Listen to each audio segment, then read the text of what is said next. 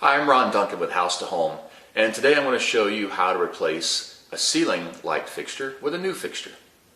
We're going to need side cutters, a straight blade screwdriver, wire strippers, a Phillips screwdriver, and 3 yellow wire nuts.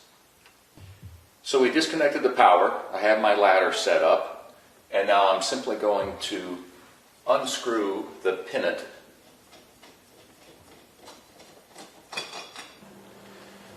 At the box in the ceiling, here we have a mock-up, and this is the incoming power. And here is my new fixture. So I'm simply going to hook black to black, white neutral to the white neutral, and I'm going to tie the two grounds together. So first I'm going to use my strippers, and I'm going to strip a piece of the neutral, and I'm going to strip a piece of the hot. And again, this is my hot coming in.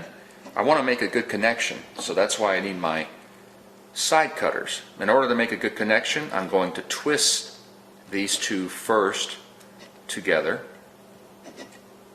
and it makes a nice connection. Cut off that little bit of wire there, and I'm going to put on my wire nut, the yellow wire nut, and I do the same with the neutral and the grounds. I twist them together, put the wire nut in there, and there I have a very good connection. So I've made my final connections.